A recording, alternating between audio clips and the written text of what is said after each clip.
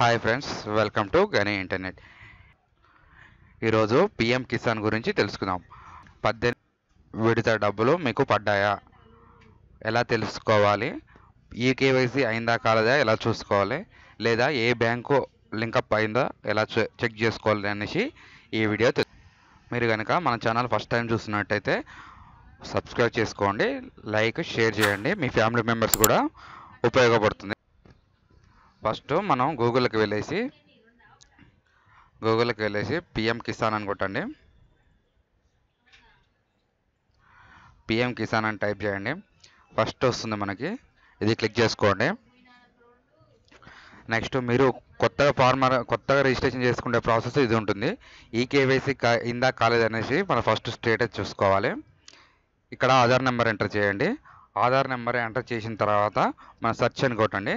ఈ కేవైసీ అయ్యి ఉంటేనేమో మనకి ఓటీపీ రాదు. ఈ కేవైసీ కానట్టు ఉంటే మనకి ఆధార్ కార్డుకి ఏ నెంబర్ మొబైల్ నెంబర్ లింక్ అయి ఉంటుందో ఆ లింకప్కి ఓటీపీ వస్తుంది. ఆ ఓటీపీ ఎంటర్ చేసుకొని సబ్మిట్ చేసుకుంటే మనకి ఈ కేవైసీ ప్రాసెస్ అయిపోతుంది. ఒక్కొక్కసారి ఈ కేవైసీ అయినా కానీ అమౌంట్ పడలేదు, ఏ బ్యాంక్లో పడ్డదని తెలుసుకోవడానికి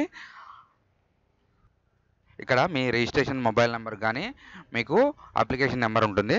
అప్లికేషన్ నెంబర్ కానీ ఆధార్ నెంబర్ కానీతోనే మనం చెక్ చేసుకోవచ్చు. ఇక్కడ నెంబర్ కొట్టేసి క్యాప్చర్ ఎంటర్ చేసుకొని సబ్మిట్ చేసుకున్నాం అనుకో మనకి ఓటీపీ వస్తుంది. ఆ ఓటీపీ క్లిక్ చేసుకోండి. ఆ ఓటీపీ క్లిక్ చేసుకున్న తర్వాత మనకి డీటెయిల్స్ గూగుల్కి వెళ్ళేసి ఆధార్ కార్డ్ అని క్లిక్ చేయండి.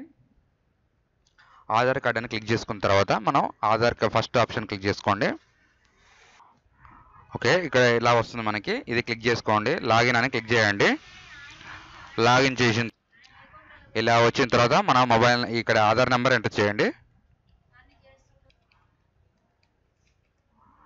ఇక్కడ క్యాప్చర్ ఎంటర్ చేసుకోండి.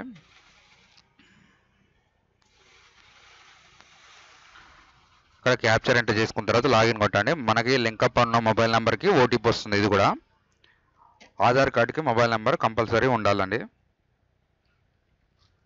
తర్వాత లాగిన్ చేసుకోండి.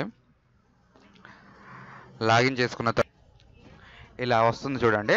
ఇలా వచ్చిన తర్వాత మనకి బ్యాంక్ సీడింగ్ స్టేటస్ అని ఉన్నది కదా, ఇది క్లిక్ చేసుకోండి. మన బ్యాంక్ సీడింగ్ స్టేటస్ ఉంది కదా, ఇది క్లిక్ చేసుకోండి. ఇది లింకప్ అయినా కానీ మీకు అకౌంట్లో పడలేదంటే ఇక్కడ చూసుకోండి, బయోమెట్రిక్ లాక్ అన్లాక్ అని ఉంటుంది. ఒక్కోసారి లాక్ పడుతుంది, ఇది అన్లాక్ చేసుకోండి.